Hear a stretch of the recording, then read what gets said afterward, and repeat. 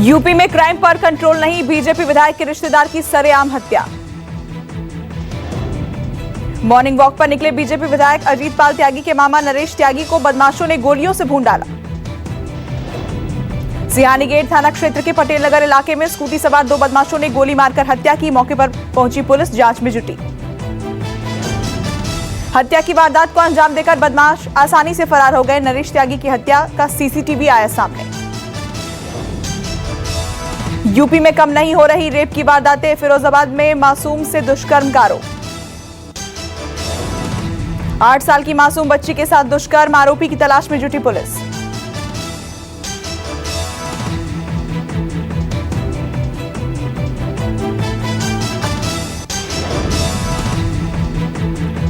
हाथरस कांड के बाद भी बुलंद है यूपी में मनचलों के हौसले। गाजियाबाद में रोड पर चलती हुई छात्रा के साथ छेड़छाड़।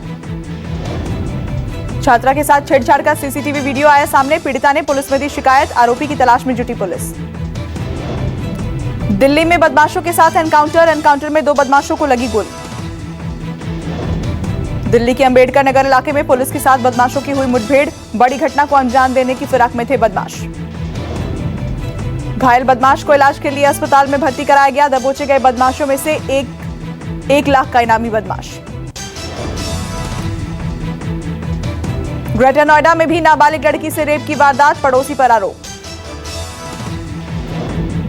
गुरुग्राम पुलिस कमिश्नर दफ्तर में महिला ने की आत्मदाह की कोशिश, पुलिस कर्मियों में मचा हड़कंप। एमपी के जबलपुर में रेप के 4 आरोपी गिरफ्तार, नाबालिग लड़की को किडनैप कर दुष्कर्म का आरोप। नोएडा में बाइक लुटेरे गैंग का भंडाफोड़, पुलिस ने 2 बदमाशों को किया गिरफ्तार। बदमाशों के पास से लूट की 5 बाइक और 7 मोबाइल फोन भी बरामद। पुणे के पिंपरी चिंचवड़ से 20 करोड़ की ड्रग्स बरामद, 20 किलो एमडी ड्रग्स के साथ 5 गिरफ्तार। राजस्थान में हो रहे रेप की वारदातों को लेकर बीजेपी ने कांग्रेस सरकार को घेरा। सीएम अशोक गहलोत को कहा बैड डैडी। राजस्थान के बाड़मेर में नाबालिग से दुष्कर्म, पुलिस ने 1 आरोपी को पकड़ा। पीड़िता को अस्पताल में कराया गया है भर्ती। वारदात में और भी कई लोगों के शामिल होने का शक, तलाश में जुटी पुलिस। यूपी के सोनभद्र में दिल दहला देने वाली वारदात आई सामने। प्रेमी ने प्रेमिका की कुल्हाड़ी से काटकर हत्या की। शादीशुदा बताई जा रही है मृतका, फरार आरोपी की तलाश में जुटी पुलिस।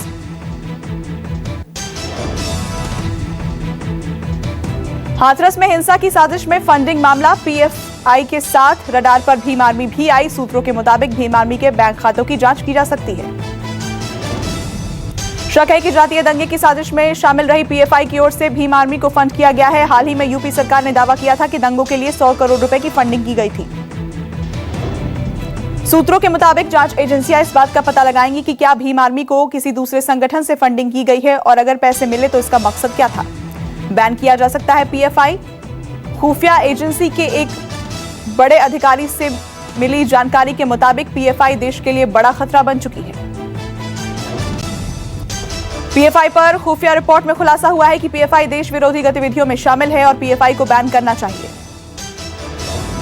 खुफिया रिपोर्ट में कहा गया है कि पीएफआई सामाजिक फ्रंट की आड़ में देश में साजिश कर रहा है। हाथरस केस में भी पीएफआई का नाम सामने आया है।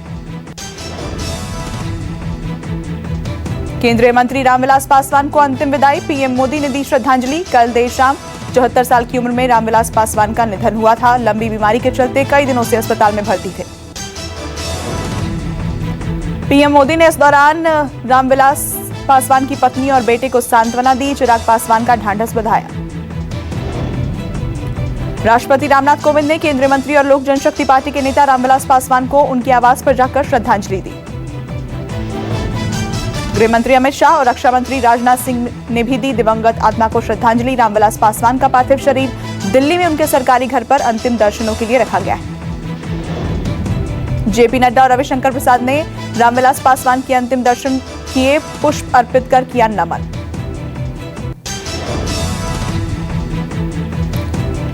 शाम 3 बजे पासवान का पार्थिव शरीर प्लेन से पटना ले जाया जाएगा। पटना लोजपा ऑफिस में भी अंतिम दर्शन के लिए रखा जाएगा।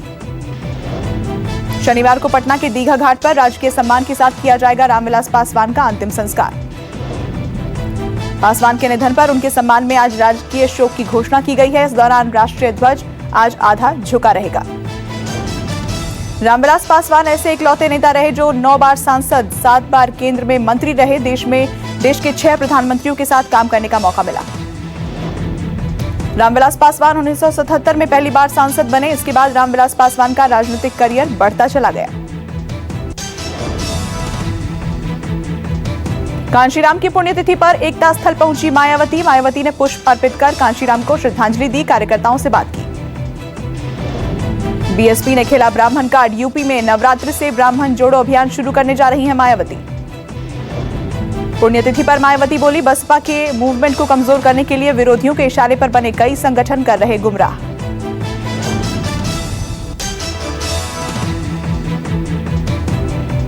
पूंजीवादी या संकीर्ण मानसिकता के लोग हैं, जिनकी सोच, नीति व नियत हमारी पार्टी व हमारे इन वर्गों के लोगों के प्रति लगभग एक जैसी है, जिसके तहत ये सभी विरोधी पार्टियां अंदर अंदर एक होकर बीएसपी को केंद्र व राज्यों की सत्ता तक नहीं पहुंचने देना चाहती। आपको ईएमआई या लोन की ब्याज दरों पर नहीं मिलेगी राहत। आरबीआई ने रेपो रेट में नहीं किया बदलाव।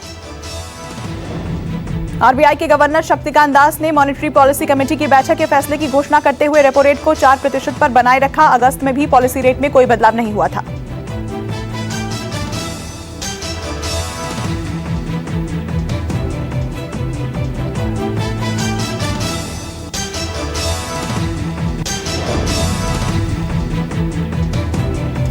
भारत में 69 लाख से ज्यादा हुआ कोरोना मरीजों का कुल आंकड़ा। अब तक 1,06,000 से ज्यादा लोगों की हुई मौत। पिछले 24 घंटे में 70,000 से ज्यादा कोरोना मरीज आए सामने और 78,000 से ज्यादा मरीज ठीक होकर घर लौटे। भारत में लगातार बढ़ रहा है रिकवरी रेट। भारत में मृत्यु दर 1.54% हुई और रिकवरी रेट 85% से ज्यादा हुआ। भारत में 9 लाख से कम हुए एक्टिव केसेस। संक्रमण के एक्टिव केस की संख्या की तुलना में स्वस्थ हुए लोगों की संख्या 6 गुना ज्यादा है। देश में टेस्टिंग बढ़ाई गई है। हर रोज 11 लाख से ज्यादा लोगों का कोरोना टेस्ट किया जा रहा है। अब तक 8,44,00,000 लोगों का टेस्ट किया जा चुका है। दिल्ली में कोरोना के प्रसार को रोकने को लेकर एक चिंता की खबर आई है। सर्दियों में दिल्ली में हर रोज 15,000 नए मरीज आने का अनुमान है। एनसीडीसी की रिपोर्ट में कहा गया है कि दिल्ली को कोरोना के खिलाफ तैयार रहने की जरूरत है, क्योंकि हर रोज 15,000 केस आ सकते हैं। दिल्ली में कोरोना संक्रमितों की कुल संख्या अब 3 लाख से ज्यादा है। हैरानी की बात यह कि दिल्ली में 2 लाख से 3 लाख तक के आंकड़े सिर्फ 29 दिनों में आए हैं। बंगाल में बढ़ रहे कोरोना केस पर ममता बनर्जी ने दिया बयान। ममता बनर्जी ने कहा, दूसरे राज्यों से आ रहे ट्रक की वजह से कोरोना राज्य में फैल रहा है। ममता बनर्जी ने कहा कि ट्रकों के टायर की फॉरेंसिक जांच करना जरूरी है, ताकि यह पता किया जा सके कि ट्रक के टायर कोरोना संक्रमित है या नहीं। बिहार चुनाव के लिए बीजेपी ने कई बड़े चेहरों के साथ प्रचार के लिए कसी कमर। 20 से ज्यादा रैलियां करेंगे पीएम मोदी। ये रैलियां पीएम मोदी उन सीटों पर करेंगे जहां चिराग के उम्मीदवार नीतीश के उम्मीदवारों को चुनौती दे रहे हैं। आरएलएसपी प्रमुख उपेंद्र कुशवाहा और एआईएमआईएम प्रमुख असदुद्दीन ओवैसी ने किया नए फ्रंट का ऐलान। ग्रैंड डेमोक्रेटिक सेक्युलर फ्रंट में 6 पार्टियां शामिल। मुख्यमंत्री पद के उम्मीदवार उपेंद्र कुशवाहा ही होंगे। एआईएमआईएम प्रमुख ओवैसी ने कहा, नीतीश सरकार 15 साल तक जनता को धोखा देती रही है। ऐसे में अब नए विकल्प की जरूरत है। बिहार में चुनावी सभाओं में अब 100 से ज्यादा लोग शामिल हो सकते हैं। केंद्रीय गृह मंत्रालय ने कंटेनमेंट जोन के बाहर बिहार में बड़ी सभा करने की तत्काल छूट दी। हॉल में 50% लोग ही शामिल हो सकते हैं।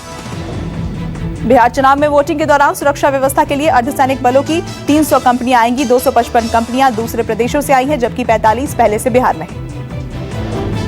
बिहार चुनाव में भभुआ विधानसभा क्षेत्र के प्रत्याशी रामचंद्र नॉमिनेशन करने के लिए ठेले पर पहुंचे। रामचंद्र यादव 2 किलोमीटर ठेला चलाकर आए नॉमिनेशन कार्यालय।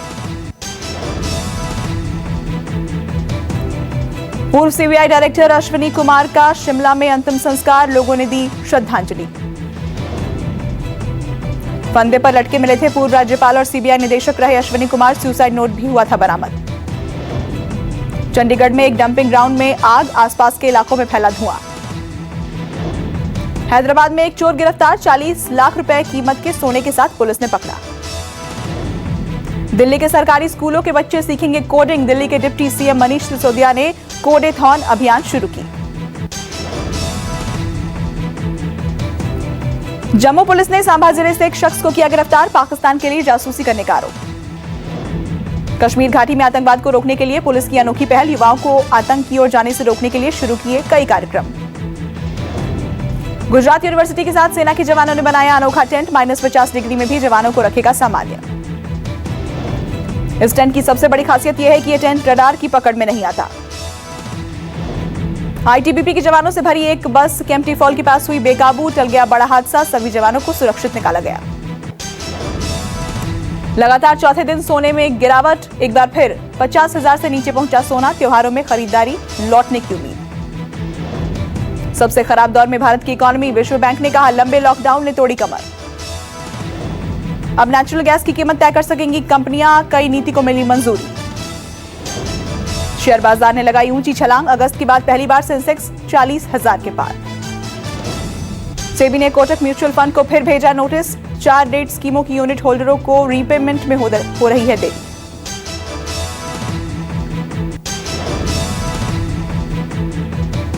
सैमसंग गैलेक्सी F41 की भारत में हुई लॉन्चिंग। ये सैमसंग गैलेक्सी F सीरीज का पहला स्मार्टफोन होगा। आईफोन 12 के लॉन्च का इंतजार खत्म। 13 अक्टूबर को होगा लॉन्च। एप्पल के इस नई सीरीज का लोगों को बेसब्री से इंतजार। रियलमी ने लॉन्च किए 7i smartphone. 20,000 mAh power bank समेत कई स्मार्ट प्रोडक्ट्स। त्योहारी सीजन में खरीदे मनचाही प्रीमियम सेगमेंट के टीवी। सरकार ने दी टेलीविजन मैन्युफैक्चरर्स को आयात की मंजूरी। सैमसंग बनाएगी भारत में टीवी। मोबाइल फोन बनाने के लिए एप्पल, सैमसंग समेत 10 कंपनियों को मिली मंजूरी। 11,000 करोड़ रुपए का होगा निवेश। आईपीएल में आज राजस्थान वर्सेस दिल्ली की टीमें आमने सामने होंगी। आईपीएल का 23वां मैच शारजाह में खेला जाएगा। आईपीएल के 13वें सीजन के 22वें मुकाबले में सनराइजर्स हैदराबाद ने मारी बाजी। किंग्स 11 पंजाब को 69 रनों से दी मात। किंग्स 11 पंजाब को लगातार चौथी बार करना पड़ा। शिकस्त का सामना मुश्किल होती जा रही है किंग्स 11 पंजाब के लिए प्लेऑफ में जगह बनाने की राह। पंजाब की हार पर केएल राहुल बोले, हमने जो भी शॉट खेले थे वो फील्डर्स के हाथों में गए। फ्रेंच ओपन में ऑस्ट्रेलियाई open champion Sofia Kenin final में। सबसे निचली रैंकिंग के खिलाड़ी में होंगी खिताबी टक्कर।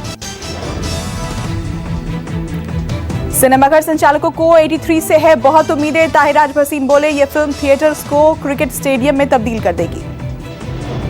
मनोज वाजपेयी को जवाब देंगे बिग बॉस 13 फेम हिंदुस्तानी भाव। बोले, उन्हें ये गाना नहीं करना चाहिए था। सना ने बॉलीवुड छोड़ा। कहा, मजहब ने बताया कि मरने के बाद क्या बनूंगी। ये जिंदगी मौत के बाद वाली जिंदगी को बेहतर बनाने के लिए। तमिल सुपरस्टार विजय सेतुपति निभाएंगे लेजेंड स्पिनर मुथैया मुरलीधरन की बायोपिक में lead role. Official Twitter account से दी जानकारी। रामविलास पासवान के निधन से शोक में बॉलीवुड। सेलेब्स ने दी श्रद्धांजलि। किया रामविलास पासवान को याद। बिग बॉस 14 में एंट्री लेने के लिए क्वारंटीन हुए नैना सिंह, शार्दुल पंडित और अन्य सदस्य सीक्रेट रूम में होंगे lock. Reality show big boss के एक्स कंटेस्टेंट्स भजन सम्राट अनूप जलोटा और जसलीन मथारू एक बार फिर सुर्खियों में। नए अंदाज में दिखे दोनों। बॉलीवुड एक्टर सोनू सूद ने की धनबाद की 50 लड़कियों को नौकरी दिलाने का वादा। 1 हफ्ते के भीतर दिलाएंगे अच्छी जॉब। बॉलीवुड की एक्ट्रेस नोरा फतेही का धमाकेदार डांस वीडियो हुआ वायरल। वीडियो को अभी तक 25 लाख से ज्यादा बार देखा जा चुका है। एनसीबी की पूछताछ के बाद दीपिका पादुकोण जल्द ही शुरू करेंगी शूटिंग। गोवा में चल रही थी फिल्म की शूटिंग। ताइवान पर हमले को लेकर अमेरिका ने चीन को दी चेतावनी। अमेरिका का चीन को आगाह किया कि वो ताइवान का बलपूर्वक विलय करने की कोशिश बिल्कुल ना करे। चीन को चुकानी होगी बड़ी कीमत। अमेरिकी राष्ट्रपति डोनाल्ड ट्रंप का फूटा गुस्सा। बाइडेन के साथ डिजिटल बहस से ट्रंप का इनकार। बोले, ये सिर्फ समय की बर्बादी। नमस्कार, मैं हूं मानक गुप्ता। अगर आपको हमारा ये वीडियो पसंद आया हो तो इसे लाइक और शेयर जरूर करें। और हां, हमें सब्सक्राइब और फॉलो करना ना भूलें ताकि आप देश और दुनिया की कोई खबर मिस ना करें। तो जुड़े रहिए हमारे साथ और देखते रहिए न्यूज़ 24।